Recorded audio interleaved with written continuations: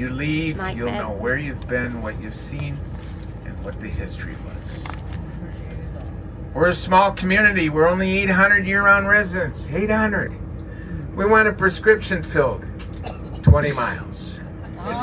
Grocery store, 20 miles. Box store or a hospital, 42 miles. People, we are so small, we don't even have a Dollar General. That's small. However, we have 50 motels and 4,000 rooms. Go figure. Yes, lots of fudge. So, because of that, we can't do it alone to service all of our guests. So we get a lot of help from Europe. A lot of college students will come over from Europe and spend the summer with us to help take care of us. Get a lot from the Caribbean. They'll come and work all season long. First snowflake, boom, they're out of here. They don't want anything to do with us once that snow begins. 80% of the jobs in this community are seasonal. 80% work 6 months and have to collect unemployment for 6 months. Very difficult to raise a family in northern Michigan when that occurs. We were fortunate when my wife and I came in 1986 with our 3 little boys. At the time they were 4, 5, and 6. Don't ask me why, but we did. We came for those 20% jobs. My wife was a cardiac intensive care RN, so she had 42 miles to go to work, sometimes tough in the wintertime. Me, all I had to do was walk outside the door. I was the chief of police. So I'm going to share some stories today that you're not going to find in any books, but I think you're going to find highly entertaining.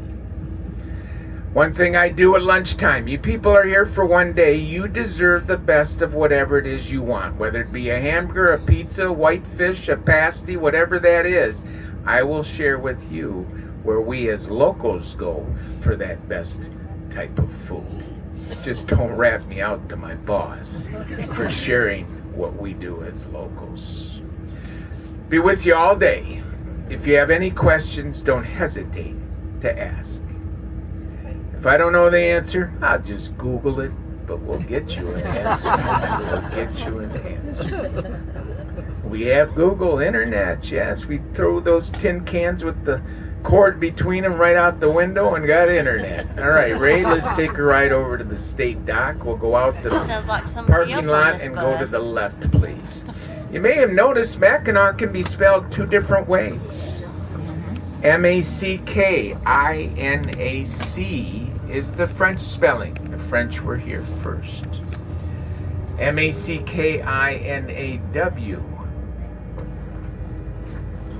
Go right around here to the left, and then out the lot to the left. Mackinaw, that's the British spelling. The British came second, but they are both pronounced the same, Mackinaw. See, this whole region originally was called Michilimackinac.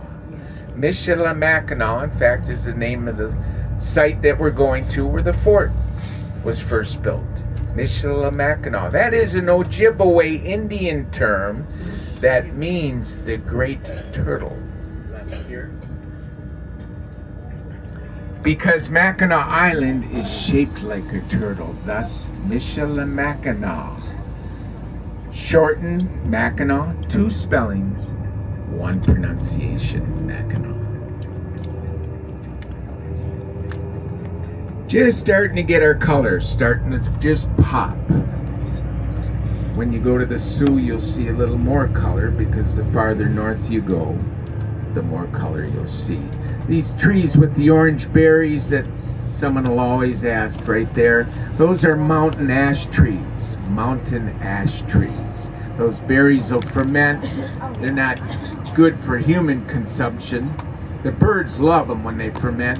And then we gather around and watch them fly in the buildings and windows. We have some pretty cheap entertainment up here once you all go home. After Labor Day, it really changes here. All the families are back to school. We get a lot of newlyweds and seniors. So we call it our gray season. You're either newlywed or almost dead. That'd be the gray season. almost dead. Oh, So we all love to see us. We love to see us. That's a fancy Starbucks, isn't it? Yeah, it is. That's cute. Look at the bears. Look at that. Left right before that hotel on Cigarettes are almost dead. That's for the season.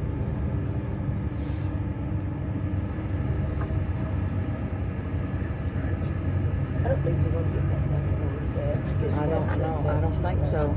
I bet we'll have to get it a little more expensive. I had a pair of Merrill sandals that I took. Yeah, I had a pair of sandals. I got a pair of that. And I wore those for no time how many. Some days I wore those legs. They started looking so bad I had to throw them away. But I had to. Yes, they did.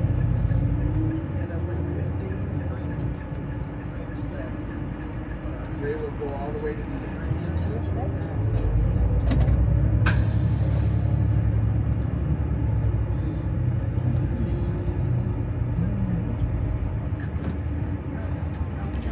Ooh. We're gonna have a beautiful day. It'll be a little cool this morning, but it'll warm up this afternoon. But it'll be sunny today. It'll be breezy, but not as windy as yesterday was. Good.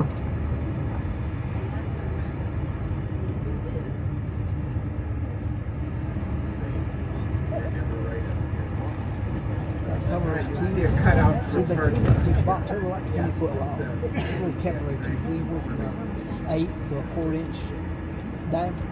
Well, they always came 100 to a box.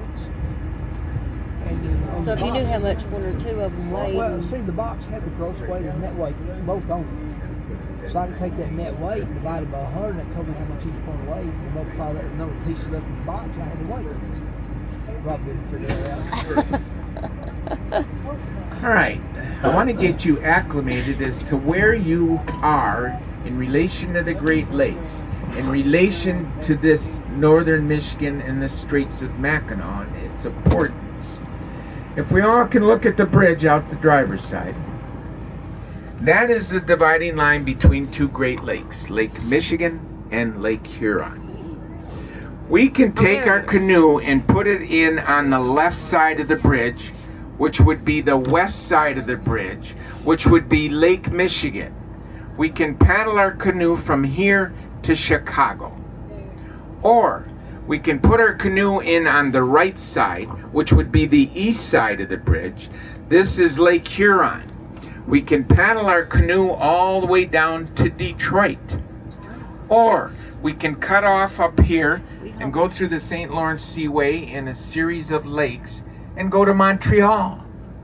So it gives you an idea where you are in the relation of the early days of North America. See, it all started right here where we're at in the late 1600s. The first white man to come to this area was a French fur trader.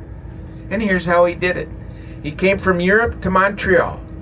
And in Montreal, he loaded large canoes with blankets, sugar, flour, beads, pots, pans, guns, ammos. And they paddled from Montreal to here, 700 miles. Took up to 6 weeks to get here. They would have to portage from one lake to another 40 different times to get here. They would unload all those goods and trade with the Native Americans in this area. See, we had 5 Native American tribes just here. We had the Odawa, the Ojibwe, the Iroquois, the Chippewa, and the Potawatomi. And they would trade with these Native Americans for fur pelts. See, we had an abundance of otter, weasel, muskrat, fox, bear, deer. But the prized possession that they wanted was the beaver pelt. They wanted that beaver pelt in Europe to make women's hats, collars on coats, full-length coats made out of the beaver.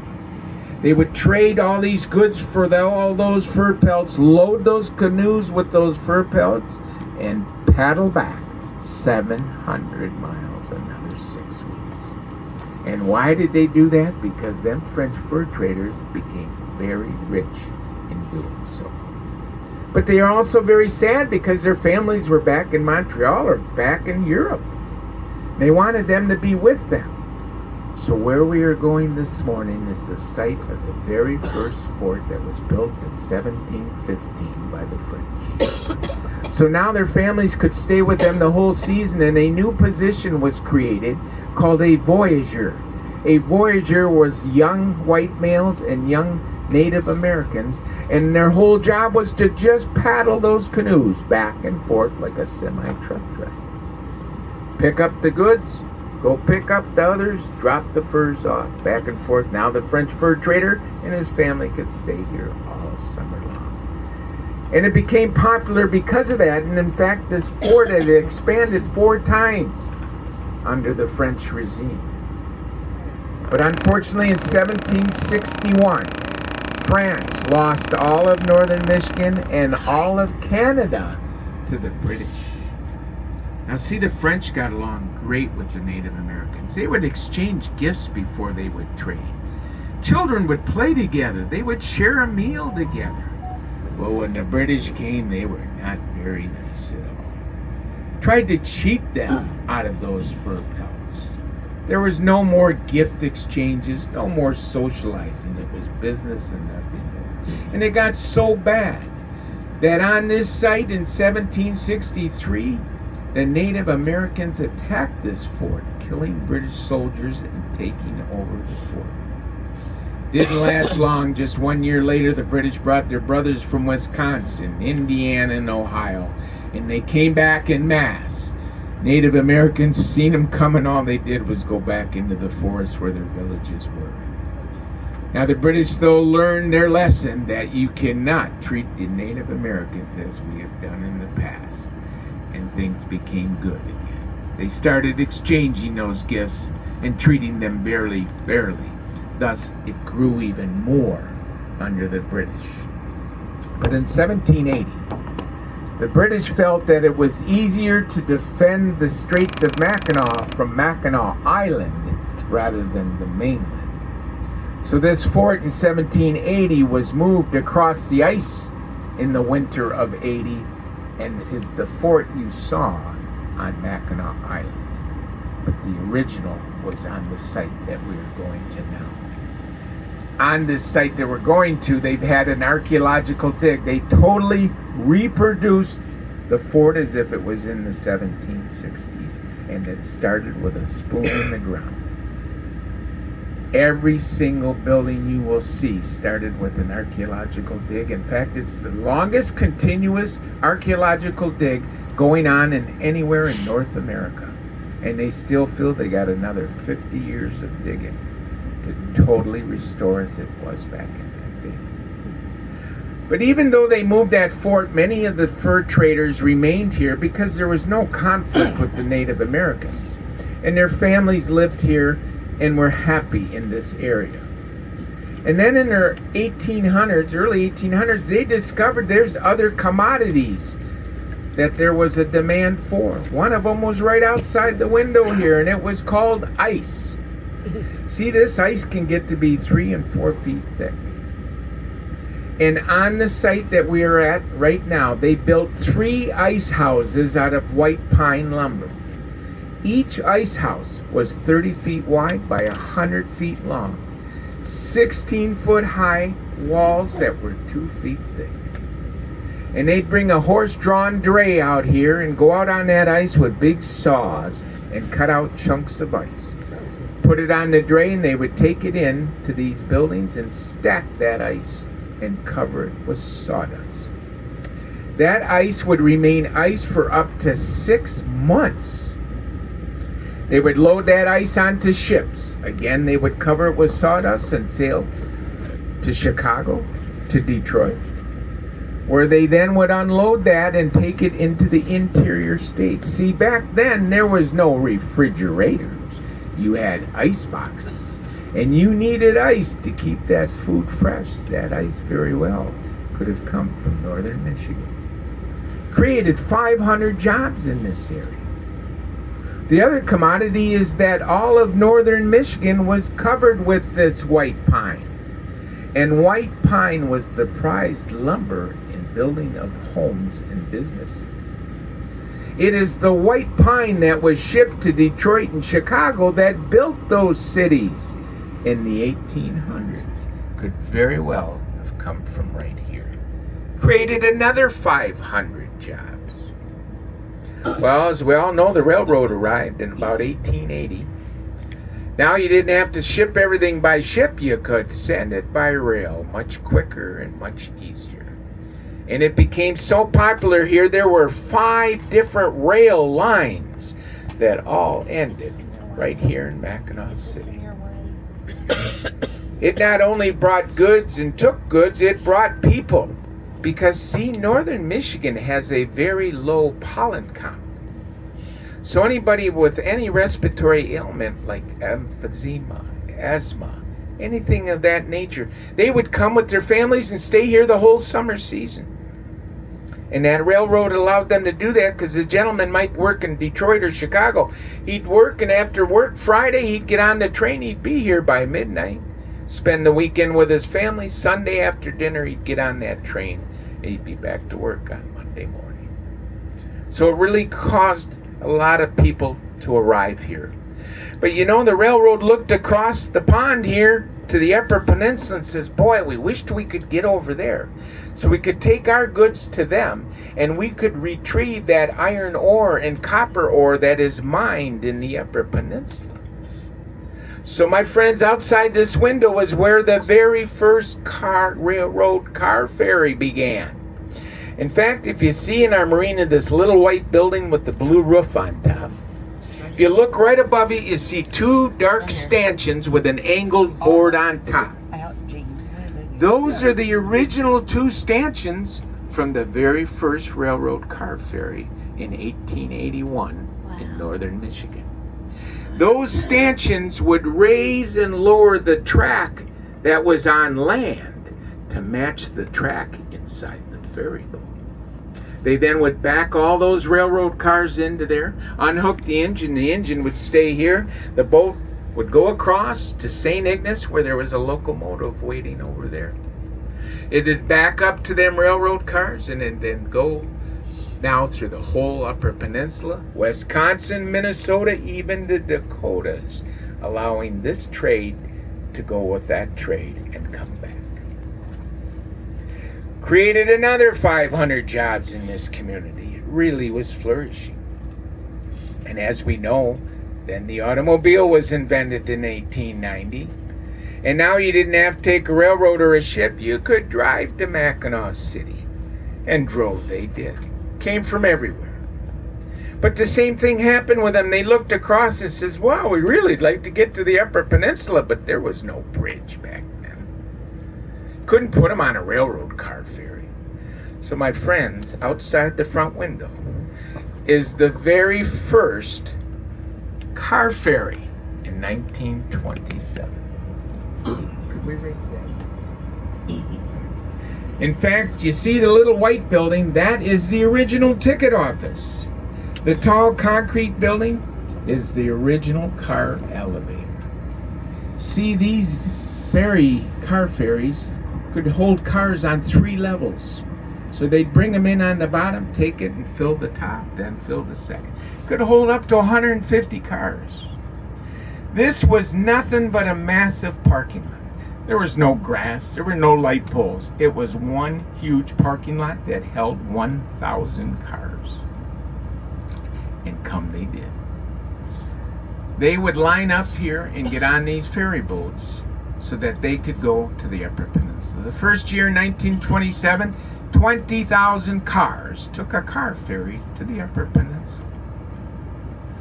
Shortly before the bridge opened in the early 1950s, 900,000 cars a year took a ferry boat to get to the Upper Peninsula.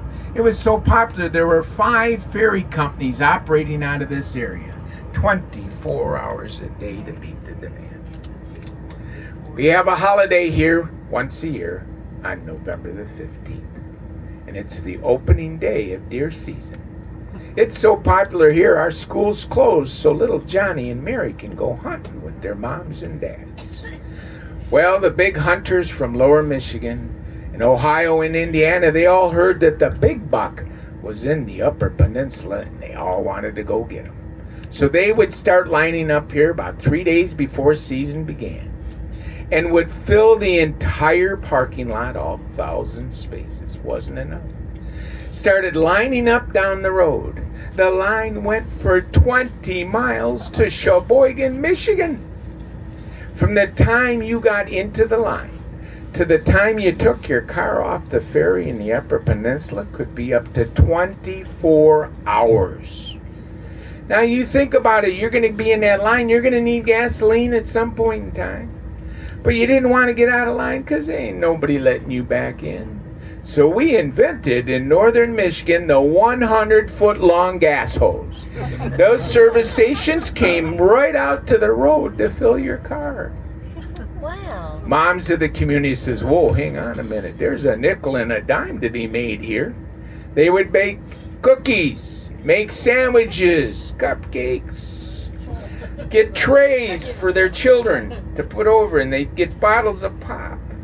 And all day long, the mom and children went up and down that line selling all those goods. That was the beginning of tourism in northern Michigan. And they did well. They did very well. One thing I ain't figured out yet, I'm not thinking of one rest stop between here and Sheboygan. But there was a lot of white pine alongside the road, is all I know. A lot of white pine. All right, let's turn sideways.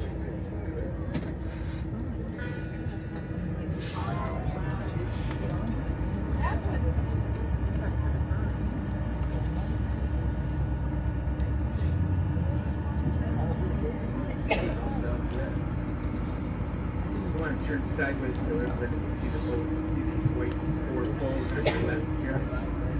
You go parallel to that, yeah. That boat there. Go ahead and make your turn. Yeah. They're fanning themselves. Blow some air. Turn the heat off. Good right here.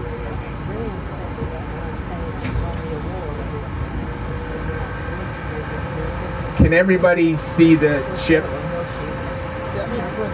I want to introduce everybody to the Queen of the Great Lakes, the U.S. Coast Guard icebreaker, the Mackinaw. Built in 1944 at a cost of $10 million. The Great Lakes freezes in the wintertime, usually from around the end of December to the beginning of May, and shipping would stop because of that ice. So the iron ore that used to make steel, that shipping would stop. Well, what was going on in 1944? World War II. You needed that iron ore to build airplanes, tanks, guns, ammo. We couldn't say, hey, time out, we gotta wait till spring to get our raw materials. And that's the importance and why this boat was built in that 1944, to open this up so we could get to the iron ore all winter long. The ship is 295 feet long, it's 77 feet wide. It took 75 personnel to operate this ship, and it is powered by 6 diesel engines. Each engine is 2,000 horsepower. Now you think of an icebreaker, it just goes through the lake and breaks that ice up and creates a path for shipping. That's true for most ice. But remember I said some of it can get to be 3 and 4 feet thick ice. You can't plow through that, no boat can. So here's how this icebreaker works. It breaks all the ice it can. When it meets that 3-foot thick ice, the whole front of that boat goes up onto the ice. And inside the front of it is 2 ballast tanks. One on this side of the boat filled with 60,000 gallons of water, one on this side that's empty. Once it gets up onto the ice, it dumps the water from this side to this side in 90 seconds, causing the whole boat to wobble. The wobbling plus the weight of the ship crushes to 3 and 4 feet thick ice underneath it. It then can back up. Now it can plow right through that thick ice as it crushed it. Now that's how a true icebreaker works. Not many people know that, but now all of you do. All of you do. Well, it was headed to the scrapyard in Europe in 2006 when some local businessmen saved it and through a series of grants totally restored it. It is a museum today. On your 2-hour lunch, you all will be right across the street. You got plenty of time. If anybody chooses to, you can go visit that museum during that period of time. This marina here is the first green marina in the state of Michigan. These little whirlybirds here would produce the power necessary for this marina. Now, because of ice, all the dockage of marinas have to be taken out because that ice would destroy it. Very expensive and very manpower intensive to remove all that dockage. But this marina, you don't have to do that, and here's why. Underneath the water, in every slip, is a series of tubing, and on top of that tubing is a whole series of little holes. And these whirlybirds will produce the electricity to drive air through all of these tubings, and this entire marina will bubble. And no matter how long our winter is, no matter how cold it gets, this will never freeze because of the bubbling. Thus, we can leave it in, saving a lot of money and a lot of manpower. The Coast Guard ship that I spoke about was replaced by a new one. It's now called the Mackinaw because this name was retired. It's located in Sheboygan, 20 miles down the road. The new one is 240 feet long instead of 295 feet. The new one operates under 40 personnel instead of 75 personnel. So through modern technology, it does the same job with a lot less manpower, saving a lot of money. Any questions on any of this history that we spoke about so far, or anything that you see or do here? All right, we're gonna move on, Ray. We'll go back to that road, but first just make a turn in the lot so I can say one more story.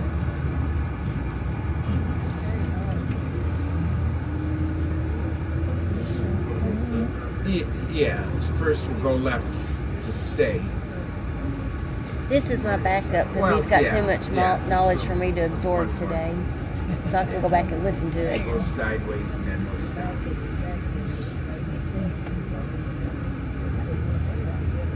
No, this one's perfect. Yeah, perfect. All right. No, that's fine. All right.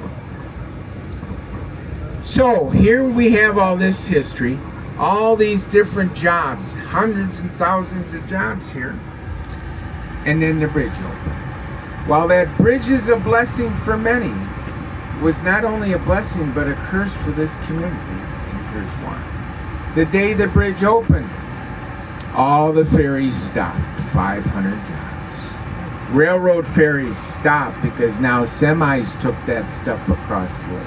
500 jobs gone. You surely didn't need our ice because you had a refrigerator that made your own ice back home.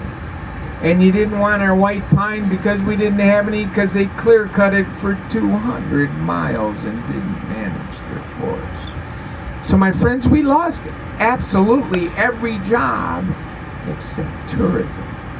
And that's why today 80% of the jobs here are seasonal. 6 months and 6 months ago. So here we had this huge, massive parking lot with nothing to do. So what we did is we now do festivals here. And I'll give you some examples. One weekend, we'll have the Ford Mustangs.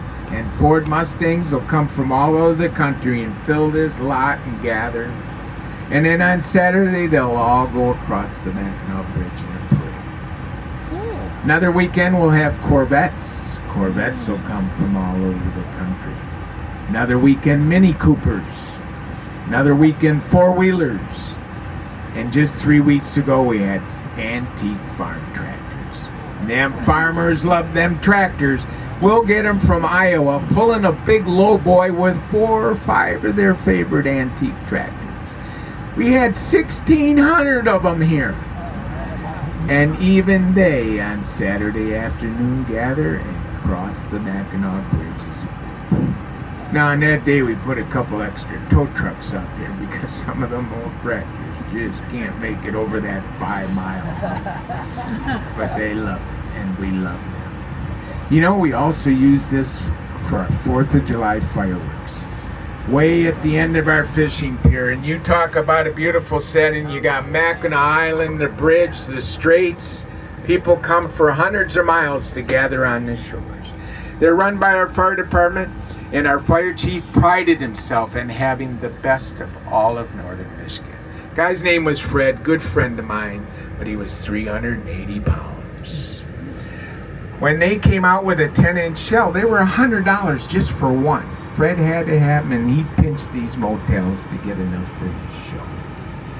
One year he heard that the Chinese made a 20-inch shell. It was $1,000 for one. Fred said, I gotta have one. And he really pinched the motels enough to get one. So here we are, 4th of July. This thing's so powerful. Nobody was allowed anywhere out here. In fact, you had to go all the way back to the road we were coming off of. Only person was Fred, halfway up, and even he had to set it off electronically when it came time. So here we are, people lining the shores, boom, boom, boom, boom, it's now time. And when Fred touched that thing off, it was so powerful, it picked 380-pound Fred up into the air and sat him right on his keister. It then was such an explosion, it took out all the windows of the ticket office, the elevator, the marina, and started popping some of the windows on the hotel. This thing went up an entire mile before it blew, and when it blew, it lit the entire straits with red, white, and blue. It was so magnificent, people cheered for like a week. But needless to say, my friends, we have never shot another 20-inch shell in the history of this community. I share that local story with you. You won't find it in a book.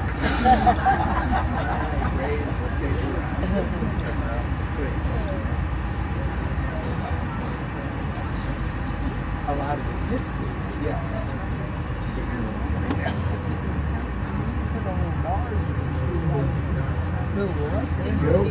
They blowed all the water out. A little bit of sight to see. Highway right there. People would drown. Yeah. Be a sight though. You will make a little temporary bar.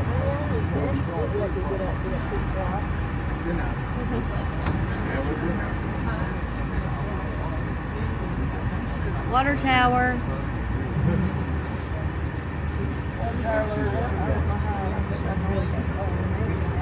I don't see which. Yeah.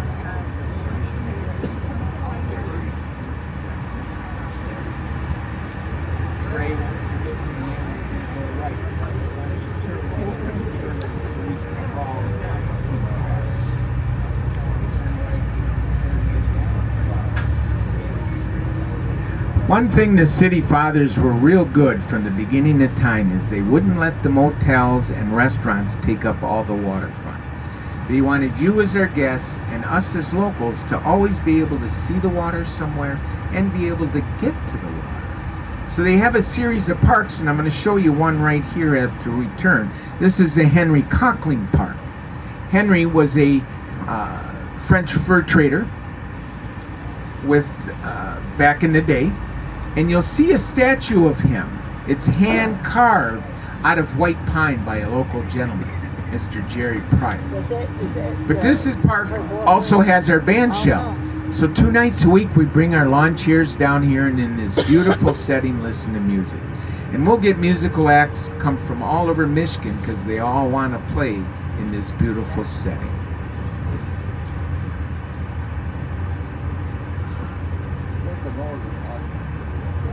The northern lights are pretty. It's still hit and miss here. You gotta just get lucky.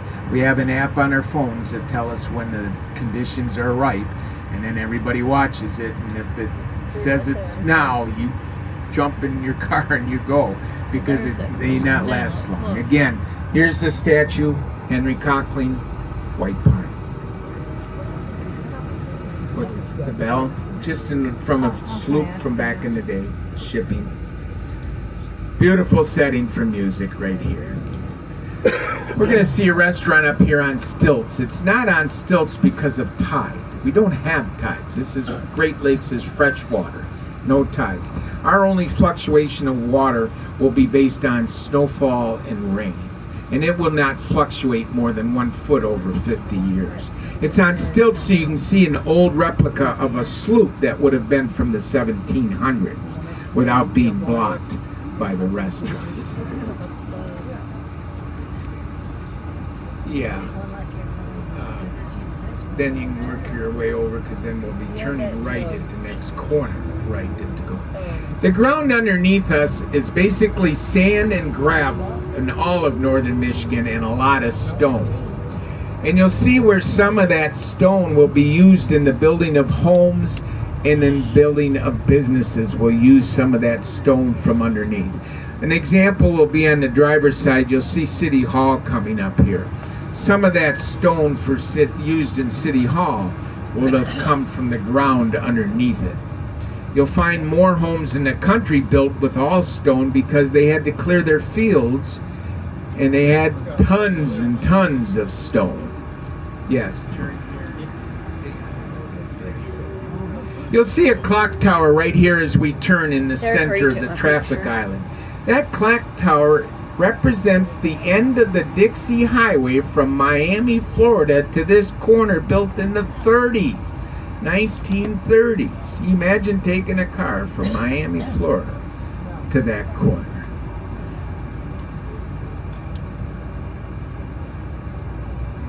No, 75. I-75 is what it is now. Back then about 27. Yes, it was on this side. This is Shepler's. Shepler's operates both out of St. Ignace and out of Mackinaw. You'll be taking them. St. Ignace, where you're staying, that's 3 miles to the island from St. Ignace. Where here it's a little over 5 miles. A little farther.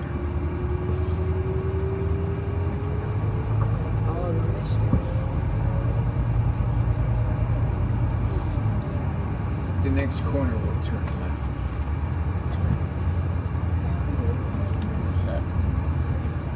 Water tower. This is another one of those parks. This is Wawantum Park. And you'll see a statue of Chief Wawantum. Again, it's hand carved out of white pine by Mr. Jerry Pryor. Chief Wawantum was the chief that led the uprising against the British soldiers in 1763. Chief Wawantum.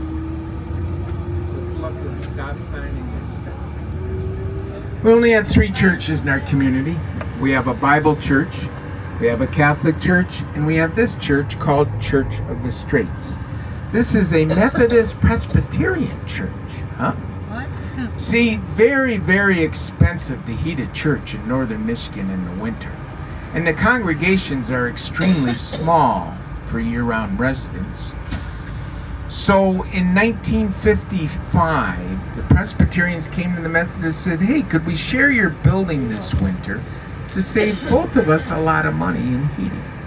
Worked so well that the following year they did it and began to do it year-round, and it still operates that way today. A joint service with the Methodists and Presbyterians, the same God that we're all worshiping. The current minister is Methodist. When he retires, the next one's Presbyterian. And then it'll go back and forth. Got a beautiful view of the Straits. On their other side is all windows. Overlooks the bridge of the Straits. Works well for the community. Once your children go up, the ones that go away to college, very few of them can come back because there's no jobs, professional jobs for them. And if that occurs, sometimes the people will take their home and make it into a bed and breakfast. We can turn left now. I'll show you one here. The husband and wife, they had 3 children. Their 3 children went to college and moved on. They were both pharmacists. When we came in the 80s, we had a pharmacy right downtown. If If you had a really sick child in the middle of the night and you needed something, you'd call John up. John would meet me at the store, open it up, and take care of you. When they both retired at the same time, we cried for like a week because now you had to go 20 miles. But anyways, they took their home. They added a front dining room on it. They then added a few rooms to the side of their house and created what is today known as Brigadoon Bed and Breakfast. Brigadoon. You can stay here for about $200 a night. That includes a nice breakfast on the porch the next morning. Brigadoon. Gorgeous. It was this big right there. That was all their house. Yep, and then added that. We'll turn right at the corner. Him. Nice people. Very, very nice people. You can get a home in this community off the water. A 3-bedroom, bath and a half for about $125,000. Your taxes for the year about $2,200 a year in taxes.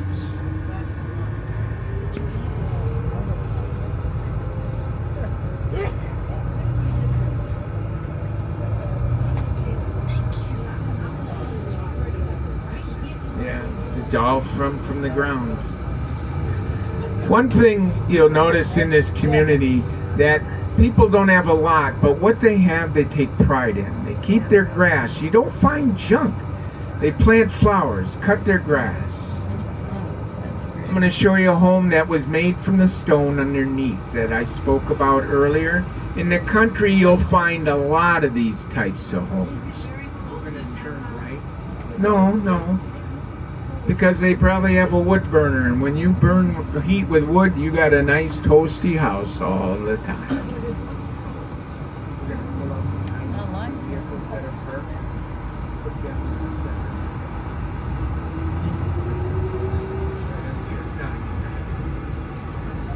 I didn't get it on. When we came here in '86, there was very, very little housing available to us to purchase. We finally found this one that we paid $70,000 for in 1986. This is where we moved to, us and the boys, not anymore. But here's a story about small towns. We had the only volunteer advanced paramedic ambulance service in Michigan. Highest level you could have for an ambulance service, but they were all volunteers. So my wife, being a critical care RN, she went and got her paramedic's license so she could also volunteer. Now, our community in the summer, at the peak, it becomes gridlock. So when she was on in her duty and her pager went off, she would just run down to City Hall where the ambulance was kept rather than trying to navigate the thing. When her pager went off, if it was an emergency in the city, my pager would go off. I'd jump in my patrol car. I'd go to the emergency while she went to the ambulance bar. There was a third pager, and it was the high school girl that lived next door. When our pagers went off, hers would go off, so she'd run over here to watch them 3 little boys. If it was in the middle of the night, they didn't even have to wake up. She would sleep on her couch until the emergency was over. When we came back home, she'd go back home to her. Now that's a small town. But it worked great for us. It worked great for the community that we were able to provide that service for them because of this girl. So this house was huge, much more than we wanted, but it was huge. You could sit on the roof and see the Mackinaw Bridge from it. Wow. But who's going to sit on their roof to look at a bridge?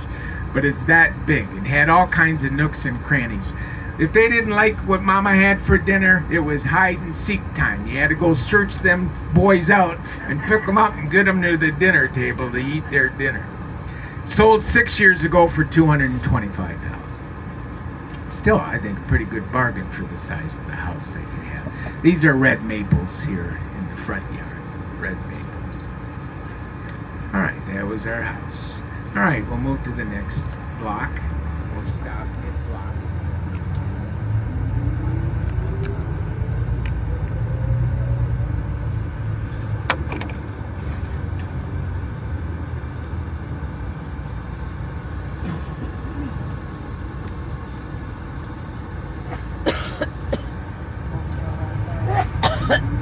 anymore. See, it was built in 1920 on this site, The old school. but the contractor that built it used bad sand gravel mix in his cement, and the entire school was crumbling.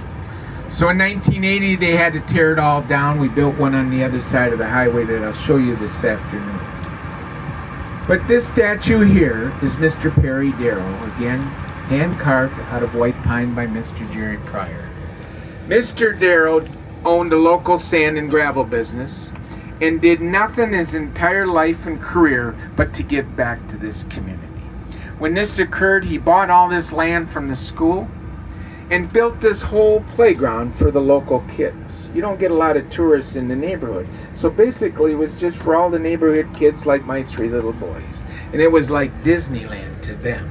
It was like the best babysitter I ever had. Bring them boys here, they just play flowers. But here's my point. You had a guy like Jerry Pryor who carved these statues and gave them to the community. You have Mr. Darrow who donated all this to the community. I'm known like a family we have in our community that now owns 28 of the motels, over half the restaurants, half the fudge shops, half the t-shirt shops, and give nothing back to the community. It says I pay property taxes and that's how you get it. Did you all see the big hot dog when you came into town? Oh yeah. Well, they put that in about 7 years ago when we are not happy. Because now some people are starting to call us Wienerville. Wienerville, we're not happy. All right, Ray.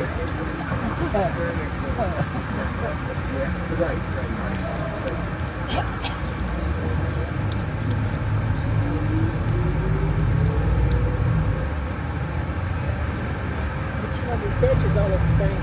Yeah. They do. Sounds like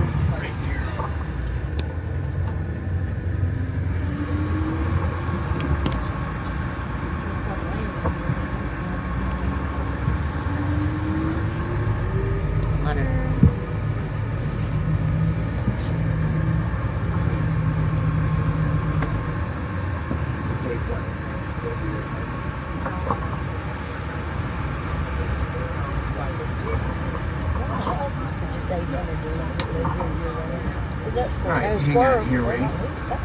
This white picket fence, this is Mr. Jerry Pryor, the guy that he carved all the statues. This is his house. Nice guy. Just a super nice guy.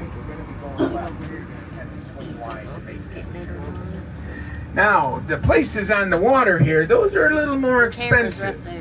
In fact, they're so expensive, most of them are owned by people in the big cities that got money because none of us can afford them. Except for some our local residents because it was their great-great-grandfather's property and they've been had it in the family all those generations. But these seasonal homes that other people have, they may come for 2 weeks a year and that's it and close them up. They don't rent them out because they surely don't need to. Some will come and stay for 3 months, 4 months, different varieties. And I'll show you one of the ones that's sold up here. But see, we still have these pocket parks just for you and me. Right in between homes that they could get buku bucks for, but they never will because it's for us. Another one right here. You just come here and sit and enjoy the view.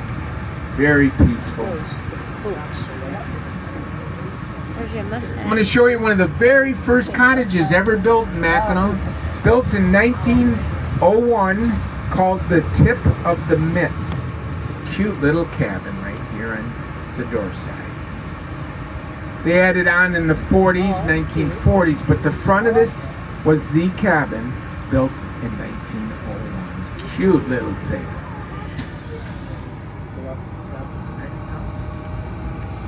This next house next door sold for $750,000 7 years ago. Now probably would go for well over $1 million, as it should because he has $1 million view of Mackinac Island, the bridge, and everything that goes with it. Beautiful. But you think that's something? Check out his neighbor's house. Oh my goodness. A man, a woman, and 2 daughters live in this house. This is no bed and breakfast, nor is this the current chief of police's home. My friends, I want to introduce everybody to Mr. Hot Dog. Now you know what I'm talking about. Now you feel my pain. They have been building this for over 10 years and he's still not satisfied or done. He has mounted above his fireplace a complete Harley Davidson motorcycle. Why? Because he can. Because he can. How they allowed this in the historic district, and we're still wondering. All we know is that they're still looking for the body of the city manager that approved it. One of these days I'm going to jump off the bus, ring the doorbell, and we're going to be out of here. It'll take them 15 minutes to get to that front door, and we'll be gone. Ding dong dash. They live there year round, you bet. And he don't worry about the heating bill either. Can you imagine what that costs in the winter? Woo-wee. If I don't say anything about his name or where he's from or any of that, I can tell you the honest truth. But the first time I give his name, then I'm in trouble. So I won't do that. But all you got to do is Google this area and you'll see some nasty, nasty reviews. Videos and everything else. Alright, you all have a brochure that I passed out. That's where we're headed, to the fort. Every building is numbered. There's a ton of buildings there.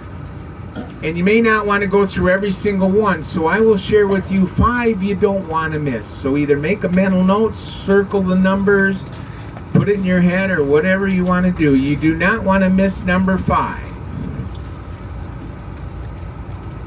And I'll repeat these many times. 5, 7, 11, 13, and 18. 5, 7, 11, 13, and 18. Do I have a bingo anywhere? Do I have a bingo? 5, 7, 11, 13, and 18. You don't want to miss them. Now when we get there, we'll be going right under the bridge is the entrance. Right under the bridge is the gift shop, and it's the ticket office. Your lanyard that you were wearing around your neck, that is your ticket. So you come and go as you please. You don't have to show it to anybody. They'll see it. That's your ticket. There are no restrooms inside that gift shop ticket office entrance. The only restrooms are in the parking lot or in the fort. And they have very nice ones in the fort. The fort, though, is about 200 yards from the ticket office. We'll have to walk on a path that's right along the shore, very nice, very level. But that's what we got to do to get to the fort itself. Okay? 5, 7, 11, 13, and 18. Ray, let's go to the fort. You'll go to the stop sign and then you'll turn right into the fort's parking. South Huron Street. Yes.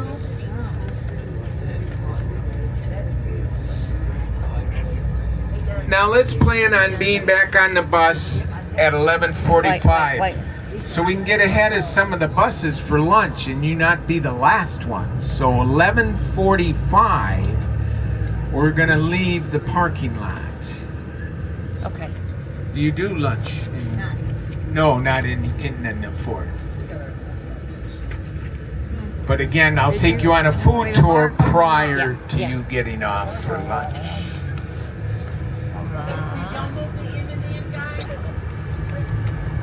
7, 11, and then 13 and 18, right?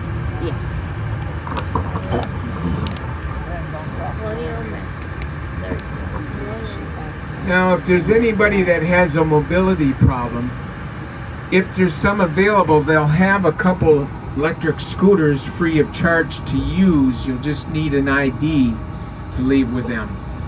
Yeah, right into the lot, and you'll park next to the bus you see down at the end. Now, you'll see where the current archaeological dig is.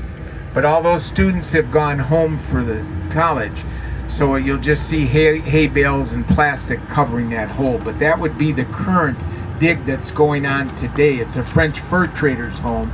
They've been digging there for 5 years. They're just about done when they'll then reproduce that French fur trader's home. Yes. Only if you have to, you'll try to jockey inside this lot to go out the same way you came.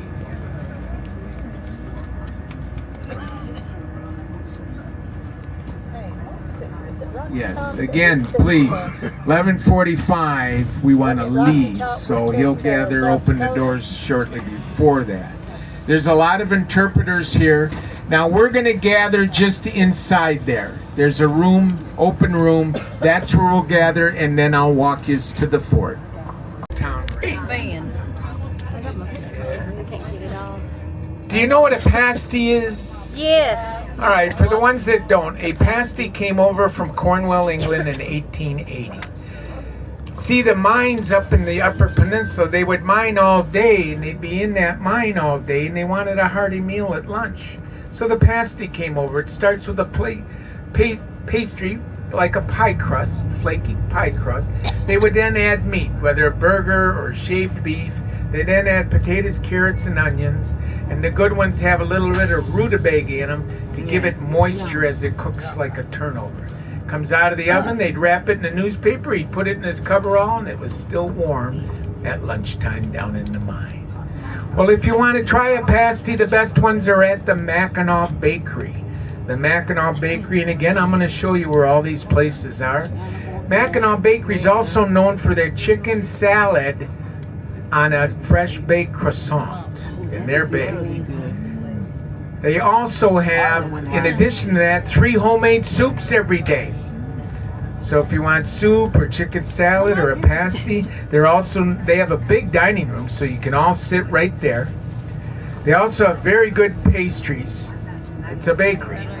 And they have super duper donuts, and who would know where the best donuts in town are? The policeman. And I'm telling you, I never had a bad donut my entire career.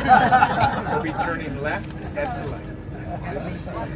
So that'll be the Mackinaw Bakery. Let's say you want to try our local fish. I'm sorry. My bad. The others were Whitefish is our local fish. It's not real fishy. It's more like a cod, good firm white meat. If you'd like whitefish, Scallywags Fish and Chips is the place to go. They also have perch, walleye. They also have a fish chowder. They also, Mr. Hot Dog. If you want a hot dog, I have no idea where you can go. But to show he's not that bad a guy, I heard that the mustard and ketchup are free with your $9 hot dog. Free! That red vehicle on the side on the right, we'll pull up to that so I can show him. Or pull right up here, right? I want to show him where you're going to drop him. This is where we're going to pick you. Or not. I want to show you where we will be dropping you off. Is where we will pick you up is right over there in that parking lot. That's where you picked me up this morning. This used to be a Pro Bass shop. That's who built this, was Pro Bass. Couldn't make it, went out of business. Really? We had the only seasonal McDonald's in the world. Couldn't make it, closed. Burger King closed, couldn't make it. So now it's Mackinaw Outfitters, which has probably the biggest selection of t-shirts, sweatshirts, jackets, all that. And probably about the best prices that you're going to find too is here. But anyways, this is where we're going to drop you off. All the places I'm going to point out to eat are on Main Street. So to get there, we're going to have to go through an old mall that's behind the stores. Won't tell you who owns the mall, but we got to go through there to get up to Main Street, okay? So I spoke about the whitefish, I spoke about the pasty. Let's say you want pizza. There's a couple places that you can have pizza. If you want a pizza buffet, BC Pizza right here. That, I believe they are open. Yeah.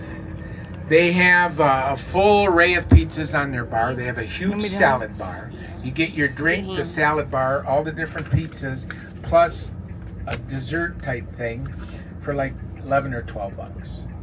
That's BC Pizza. If you want a regular or individual pizza, Mamma Mia's Pizza, if they're open. Some days they're not this time of year. If you would like a burger, or let's say you want whitefish that's baked or broiled, because scallywags is all deep fried. Keyhole Bar and Grill is where we, the locals, go year round. Their service is beyond anybody else in town. They have a huge full menu, everything from wet burritos to fish sandwiches. They even have a whitefish Reuben sandwich that people really. I'm going to show you where all these places are. So, no, I mean, you'll wait anywhere in town with all the buses in town, but it's no more than anywhere else because their service is so quick. They can flip it easier than some of the other places. So the Keyhole Bar and Grill has a full menu. If there's another type of food you're looking for, then let me know when we get off the bus and I'll guide you towards it. There's 13 fudge shops, but we as locals buy our fudge at 2 places. One is called Joanne's Fudge, who if they see your lanyard, they'll give you a discount here. The other is Marshall's Fudge. Joanne's and Marshall's. If you want ice cream, you can't beat Kilwin's ice cream. Kilwin's is now gone national, but it all started right here down the road at Petoskey. So that'll cover your ice cream and your fudge. And they also have caramel corn, peanut brittle, taffy, all those other things too. Alright, so let's start down the road if we could. We'll go in the right lane, we'll just go slow and I'll put... So one other place, if you want to eat internationally while you're here, we have Dairy Queen, Kentucky Fried Chicken, and Subway for those that would like to go international. Stop here if we could. Now here is Seasons of Mackinaw. That's right here. Here is Kilwin's, the ice cream. Behind Kilwin's is Scallywags Fish and Chips. Okay? The entrance from the mall is right here. We're all going to come up through those arches. So if I announced where you want to go for lunch or shopping, you'll come up and you'll go to your left.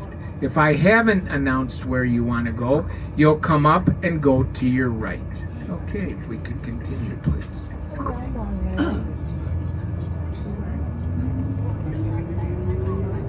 We have our fudge shops coming up. On the driver's side with the cranberry awnings, you'll have Joanne's Fudge.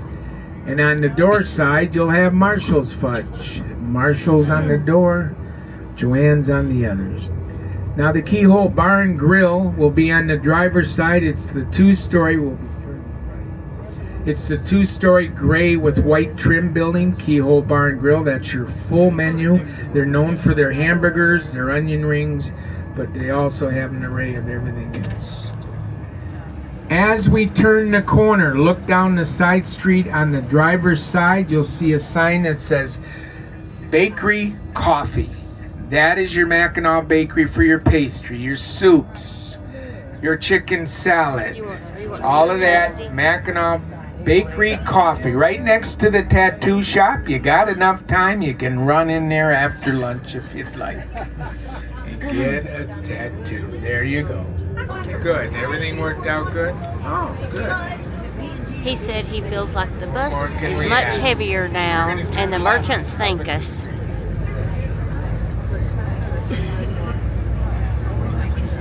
No, we gotta go get.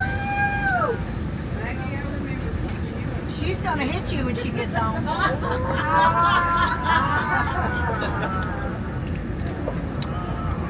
I don't want any domestics. I retired. The water and hunt for rocks, and this will be another good spot. But I'm going to show you what the prize is that you're looking for. This is a Petoskey stone. Petoskey stone is the state stone of Michigan, but it can only be found from here to Petoskey, 40 miles away along our beaches. Hard to find, and mainly the best time is after a storm. Yesterday would have been a good day to search for them, but I'm going to pass it around for everybody to see. We will get it back at the end. Very valuable. Valuable enough you'll see my handcuffs if you don't get it back to me.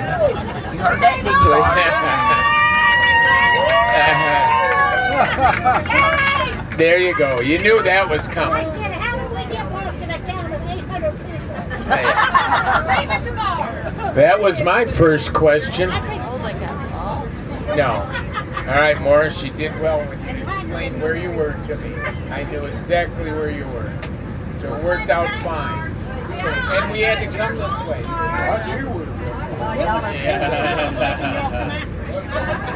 All they would have had to have done was went all the way to the other end and cross the road.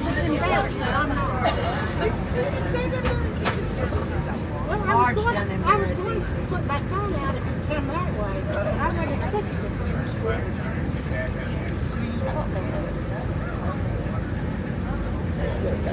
They got lost. Couldn't figure out how to get back over. This is their That's the Petoskey stone, the state stone.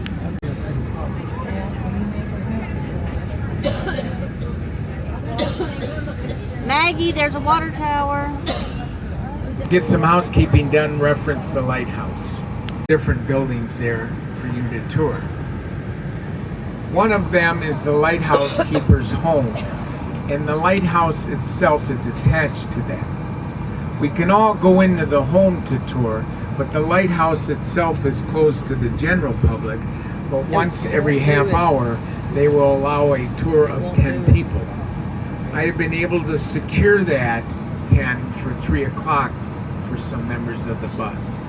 Let me explain how you get up to the top of the tower, then you make your decision whether you want to be one of those. I know.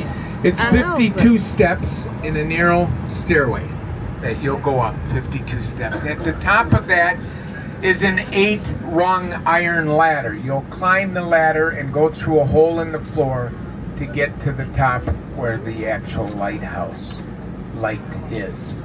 So with that in mind, I want you to raise your hand and I want you to keep it up and keep it up high so I can get an accurate count to see if we're going to have a lottery or what. Please get them up and keep them up. Yes. Your Lamborghini? Oh, I think that would have trouble getting up there. All right, please, again, keep them up while I count. 1, 2, 3. We're going to get there about that time, so you'll probably just follow them, let them off the bus first, the ones that are doing the tower. But that'll give you an idea. All right, let's talk about Mackinac Island. We have not talked about that yet. You were there yesterday. How many had been there previous to yesterday? Okay, very few. How many of you have seen the movie Somewhere in Time? All of it. Well, then give your group leader a clap, because not many buses do that, and yet everyone should do that comes here.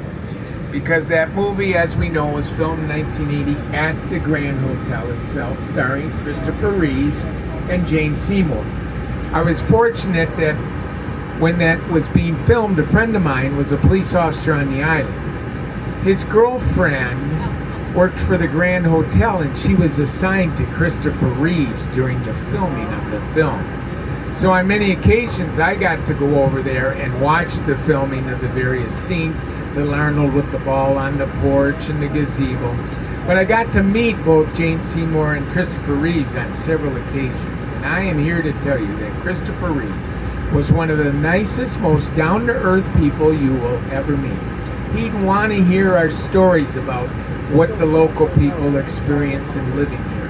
He'd go down the street, and it didn't matter who you were, you could approach him, whether it be for a picture or an autograph, never refused anybody, and was always smiling. Just a prince of a guy that went too soon. So now, that's so popular, they have a Somewhere in Time weekend every year on the island. In fact, it's coming up in 2 weeks. And people will come from all over the United States that are enamored with this island and that movie. They will come with 5 trunks of clothing. And from the time they hit the island, that whole 3-day weekend, they will go into period dress. And back in the day, they would change clothes as many as 5 times over the course of the day. One for outfit for tennis, one for afternoon tea, one for the general, and then at night for that formal dinner. And every night during that weekend, all of them line up and they parade through the Grand Hotel's lobby and all the way down to the dining room. Quite the thing to experience and to watch. And a lot of the people from the film will come to that. Jane Seymour's been here many times. Her daughter comes sometimes. Christopher Reeves, when he was alive, before his accident, he would come. Producers and stage men and cameramen, they'll all come for that weekend, and they have programs all day long.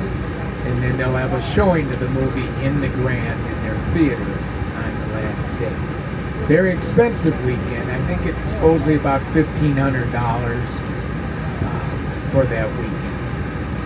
For just the room, not counting anything else that you have.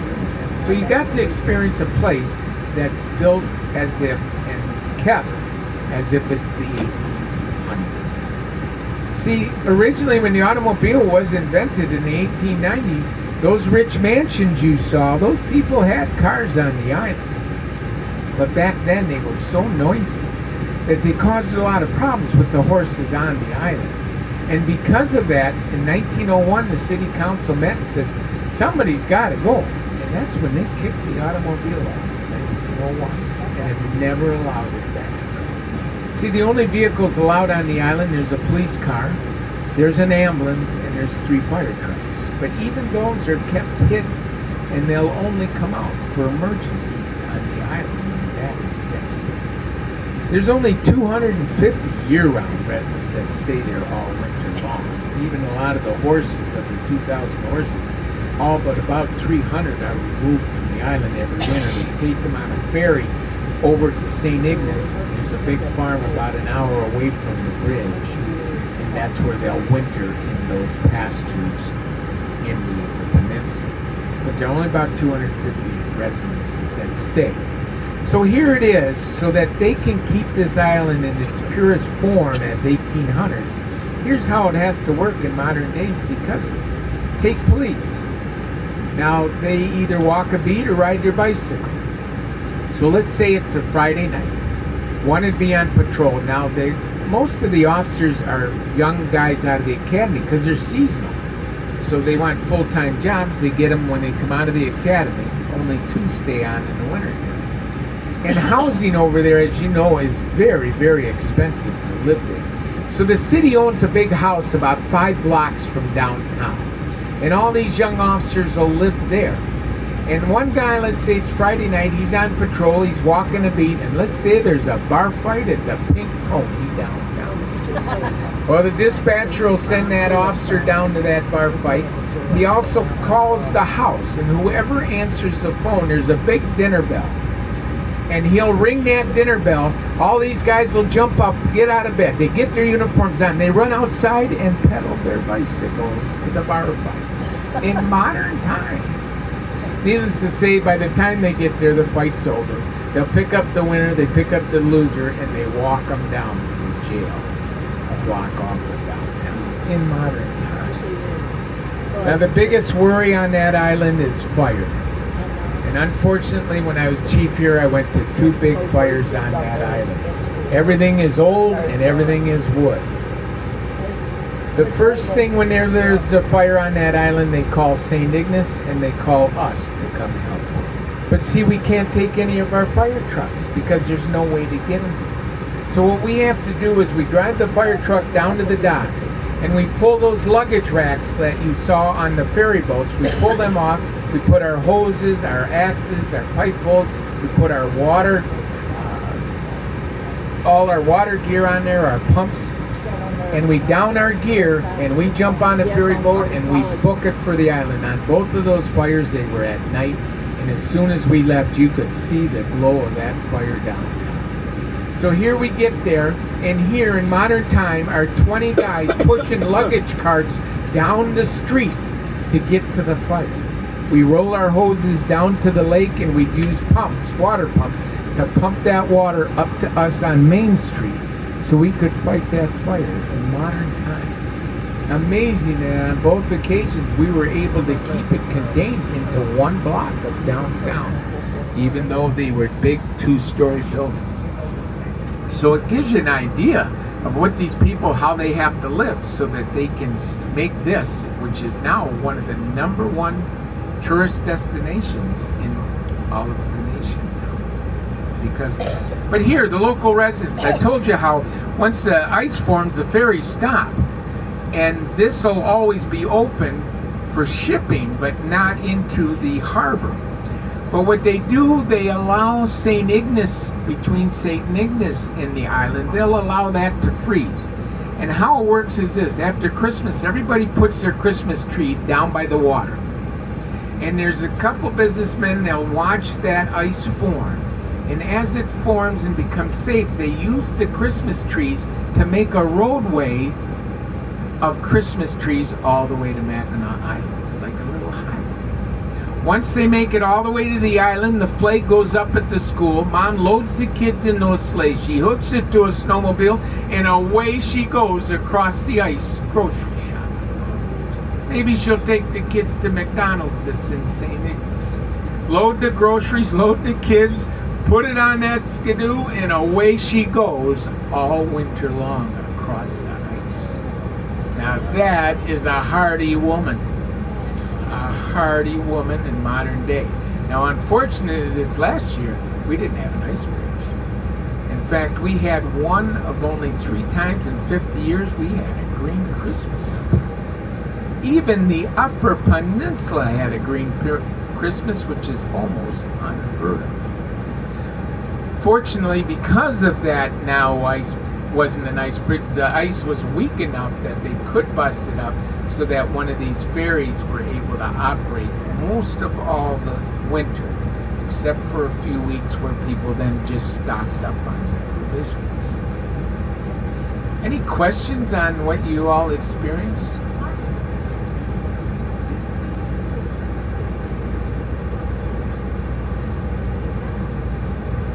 She's talking about these islands that you'll see here. Mackinac Island, we all know. The one right here is Round Island. That is uninhabitable. Nobody lives on that one. The one down to the far right, it's a very, very big one that goes for 8-10 miles that way. There'll be summer residents on there, but there'll only be just a very, very few people. That's called Boys Blink Island. They have its own ferry that goes out of Sheboygan 20 miles away. But very few, and it's mainly just summer people that live on Boys Blink. Just because nobody wants to live there, I guess. I don't know. It's all privately owned by either a lumber company or a national forest, but there's no individual lots. Some corporation owns it all. People maybe from Mackinac and that'll just go there to have a picnic or to say they were there to be alone on an island, their own island. Yeah. More than you or me and everybody on the bus could afford that. Yeah. Well, thank you very much. And I thank all of you. Your honesty's right there. I got my rock back. Petoskey stone. Petoskey stone. This one has been polished. Yours are going to not be looking at anything like that. But what you need, if you think you found one, get it wet so that then will make that fossil show up if in fact it's a Petoskey stone.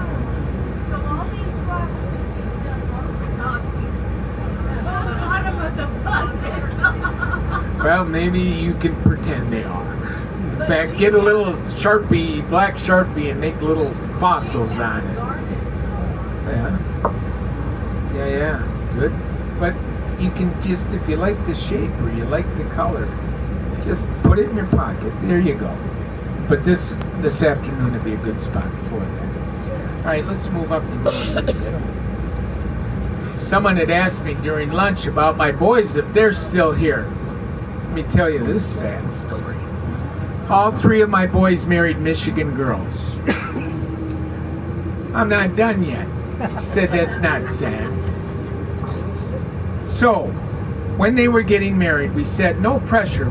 We want to do something special for grandchildren, but we need to figure out how many we're talking. Well, the one boy said that they discussed it and we're not having any grandchildren. One of the couples, one boy said they're going to have 1. And the third one said we're going to have a boy and a girl. Oh, really? So anyways, 3. We said, well, that's manageable. So we said we would pay for the first 2 years of college and saved all our working career. We now have 9, and one might not be done. Did we get hoodwinked? I will do tour buses till I'm 92. 92. What were we thinking? So, here is the sad part of the story. I have one in Portland, Oregon, one in Atlanta, Georgia, and the third one, who lived 20 miles down the road and loved mom and dad, last summer moved to Atlanta, Georgia with his 2. So we do not have one grandchild within 1,000 miles. But Grandpa will be back to pick up that scholarship when it's time to go to college. I'll bet you will. Ah, so sad, so sad. Hang on. I was hoping we could, trying to find a spot. Yeah, we got a bunch of winged rats out in front of the bus here. Winged That's what we rat. call them, because all they do is poop on our grass. Poop, poop, poop. Winged rats. Winged rats. Ray, $5 says you can take 6 out in one swoop of this bus. I know, and it is here too. I think so. Hurry. Yeah, I see one coming down the road. Over here on the right. There's one up here. No, there's a bunch of I them. didn't see them. I can see them now. Oh, yeah. They've got a whole bunch. Is it considered a gaggle of geese? I saw a whole bunch of them when I was looking at one of those poles when I was walking around that top up there. Did you see them? I don't think so. Oh, is that the lighthouse?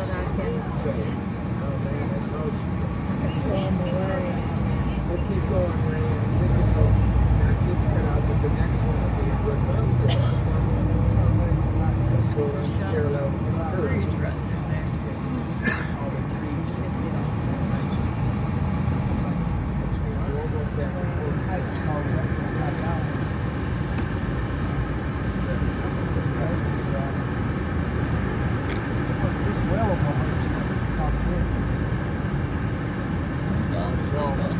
Back of the bus, let me know when you can see the bridge.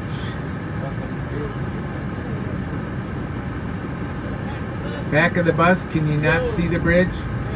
Okay, that's what we want. Because we haven't had the opportunity to talk about that, and that's part of the reason why people come to visit us, is to see this magnificent piece of engineering. The Mackinaw Bridge construction began in the spring of 1954. It was completed in November of 57. That's pretty good. 3 years to build this entire bridge that is 5 miles from end to end. Cost $100 million to build it in the 50s. There were up to 10,000 workers that worked on this bridge, most being on land that would service both equipment and supplies to the iron workers that were actually out there that built this bridge. Unfortunately, during its construction, 5 lives were lost of those iron workers in building this. Now, from the top of the tower to the water is 550 feet. From the car deck to the water is 200 feet. The water under the bridge is 300 feet deep.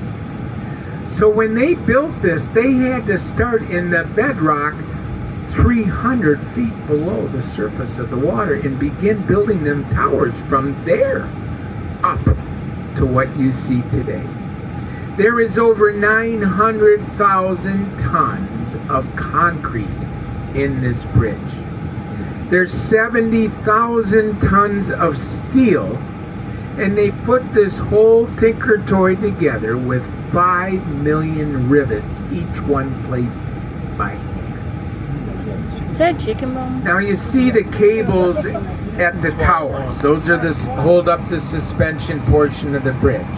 Those are 24-inch tubes, but inside those tubes are small cables. 42,000 miles of cable. 42,000 miles just in those tubes holding this suspension bridge. Now you may have seen a black and white newsreel from back in the 40s of a bridge in Tacoma, Washington that got caught in the wind. And it started to rock in that wind, this black and white film, to the point where the whole bridge collapsed, cars and all. This was built about 15 years after that bridge, and the engineer that built this, who was out of New York City, said that will never happen to my bridge. This bridge can withstand a wind of 300 miles per hour. Highest wind ever recorded at center span was 122 miles per hour. This bridge is designed that it can move 35 feet in either direction based on the amount of wind. Now you're not going to notice it when you're in a car because it's not going like this. It's just going to arc back based on the amount of wind. And it's so long that arch is so long that you hardly notice it in a car. If you're on foot, like I've been out there for many emergencies over the time, if it's a windy day, boy, I gotta plant my feet when I'm walking at the scene of any type of an accident or something else, because I can really feel the bridge moving underneath me. But again, you won't notice it in a car. And nobody should be on foot but us anyway. In fact, nobody is allowed on this bridge except for one day a year, Labor Day. In this past Labor Day, we had 32,000 people come to walk on this bridge. Why? Because one, it's free, and second, if you do walk on the bridge, you get a signed certificate numbered from the governor of the state of Michigan. So most people, what we do, we close the bridge from 6 a.m. till noon. No traffic, except for the walkers. Some will walk all the way across and all the way back, 10 miles. Most will walk to the center span and back for 5 miles. But we had 32,000 this year. So anyways, this is built to handle that wind as I speak about, since it was built. Now, in 1969, or 59, I'm sorry, a pilot, Air Force pilot on a training mission flying a bomber flew underneath the bridge between the two towers. It was his last day as an Air Force pilot. In fact, I don't think he piloted another plane the rest of his life because they jerked his license for that stunt, but he successfully did it. And still today can say I'm the only one that's ever flown successfully under the Mackinaw Bridge. You worry about, like you saw in Baltimore this past spring, of some big shipping hitting the tower and taking out the bridge. A ship did hit this in 1969. In fact, one of them big ore carriers, fully loaded in heavy fog, struck the first tower. Took a piece of concrete out of the tower about the size of a beach ball. Did $1 million damage to the iron ore carrier. In other words, my friend, ain't nothing gonna hurt this bridge. This bridge, they say, it's so well maintained that it will last over 400 years without anything major happening to it. So over the course of time, about 4 million vehicles cross it per year now. 4 million. It's $4 to cross, $4 to come back. Buses are $15. They've already paid it off. 10 years ago, paid the whole $100 million off in that period of time. Now, because that's 4 million, that's almost 250 million trucks, cars, and buses that have crossed since it's been open. However, on one time, and unfortunately it was on my watch, a car got blown off the bridge. She was driving a Yugo, and if anybody remembers them Yugoslavian tin cans that were introduced to America, she was driving one of them. It was a very windy day. It was pouring rain, and she was speeding. She got up on that bridge and started to hydroplane on the water, hit the rail, and that wind picked her up, and her in the vehicle. Rather than her in the vehicle going all the way to the bottom 300 feet, it ended up, she remained in the car and it landed on a ledge 180 feet below the surface of the water. It is still today the deepest dive in the history of the Michigan State Police. Took us a week to get her up out of there, brought the whole vehicle up, and then we moved her so we could return her back to her family that lived in the Upper Peninsula. But that's 1 in a quarter of a billion. But after that incident, I'm telling you, there were a lot of people afraid to cross this bridge. And it's still today, there's people that don't.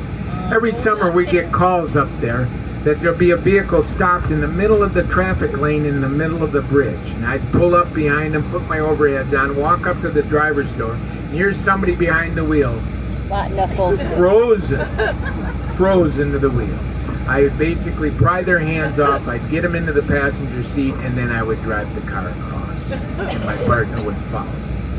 Became prevalent enough that they now have installed a phone at each end even before you get onto the bridge itself, where it's a direct dial to the dispatch, and now they'll send somebody over to drive your car across. Used to be free for years and years, now I hear it's $10. Now there's some people, the drivers are fine, but the passengers are scared of the water, scared of the bridge, and want nothing to do with it. What we'd always recommend to them is get into the back seat and lay down. And then once you get across, they're fine. And that's what most people do. One time during my career here, I had a domestic dispute in the middle of the bridge. Husband and wife, oh yeah. He's driving, she's scared, so she's laying down in the back seat. He gets halfway across. Hon, we're across. You can get up now. 200 feet above the water. I'm amazed by the time I got out to them that he wasn't in the water. She was that hopping mad. So I ended up having to take her with me and get her across, and Knucklehead had to follow us. What happened after I turned them loose, I have no idea. But I'm thinking, you know, they're on vacation. They're going to have to come back across this bridge at some point. But we never got a call, so they either worked it out or she found a lawyer in the Upper Peninsula and now lives happily thereafter. I have no idea. Snow, when it does snow, they plow.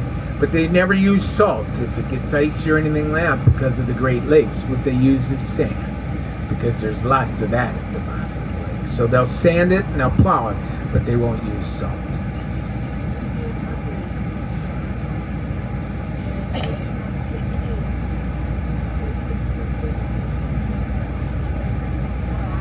Oh, really?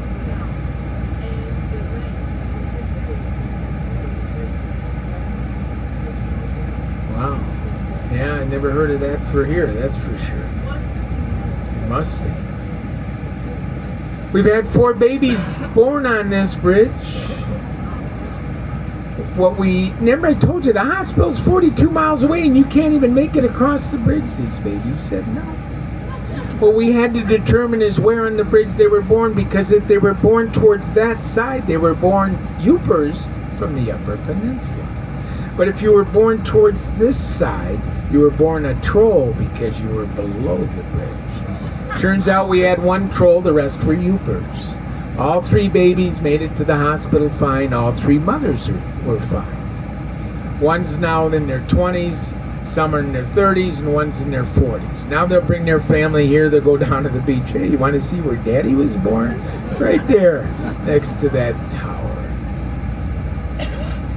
Ever since that car went over, the bridge now shuts down if the wind is 50 miles per hour or greater. So now that happens several times a year, and it can happen for a couple hours, or it could happen for a couple days. Now see, there's people that live here but work there. There's people that live in the Upper Peninsula but work here. In fact, one of them, my daughter-in-law, when they did live here, she was a school psychologist for the Eastern Upper Peninsula. So she crossed it every day. But she got caught over there on a 2-day one. So she had to find housing with another teacher, which was no problem. But she had a 3-month-old at home that wanted Mama for dinner, and Mama wasn't there. But when you live in northern Michigan, you plan for these things. She had frozen breast milk at the home, so Dad became Mom, and everything was fine. But I'm telling you, we really depend on this bridge. Now let's say you guys are staying in St. Nicholas, and we got to get you back this evening when we're done, but the bridge got closed. Here's how we're going to get you back to your motel room. We're going to go through Michigan, around Chicago, through Wisconsin. We're going to enter the far western UP and drive another 400 miles to get to your motel room. I'm dead serious. There are no more car ferries. There's no more bridges. This is it. So you can understand how we are very dependent on this bridge. When we want to go over there for dinner, say on a Friday night with another couple, first thing we do is check the wind. And if that wind is even going to be over 20 miles an hour, let's go here, we'll go there a different day. Because you just don't want to get caught over there. There's just no van. Why can't they build a ferry? Emergency. Yeah. Oh. But it'd have to be a car ferry, not a boat ferry. See, we could get you as an individual, take a ferry to the island and an island to St. Ignace. But for vehicle traffic or buses or cars or independent, that's it. And again, you just plan for things like that to happen and you work around it. Occasionally animals will get up there because the approach, we have some woods in the city, but it's mainly small ones, raccoons, fox, squirrels, things like that. But occasionally a deer will get up there. It only happened once while I was here. And all we did was get on the other side of her, and then we would tap our siren, and she kept moving this way. Once she got back to the end, she jumped back into the woods. There's a story I heard a long time ago it occurred, and I don't know if it's even true. They said one deer got on the bridge and made it all the way across to the other side, but couldn't pay the toll, and they sent her back. Just a story I heard. Just a story. Any questions on the bridge itself and what you see? You haven't been across it yet, have you? Oh, you did? Yeah, that's what got her. Twice. Oh, you're staying there, so then you really understand that if this was to close, that would be the real deal. I thought you were staying in town. I'm sorry. So yes, so you've seen it. Now you've also noticed that the center lane is all grading and not concrete. That was all part of that engineering design to withstand all the wind, so the wind can flow up through the roadway rather than pushing additional with the concrete. So it's all part of the design. It's so well maintained. When they paint it, they'll start at this end and they'll take it right down, any rust right down to the steel, and then they paint, seal it, and paint it. It takes almost 3 years to get to the other end, and when they're done, they start all over again. That's how well maintained this bridge is. All right. Yes, they have a maintenance crew of about 8 guys. That's all they do. Change light bulbs. They climb up those suspension pole, right up the pole, and change the light bulb and everything else. Those guys better be getting paid a lot.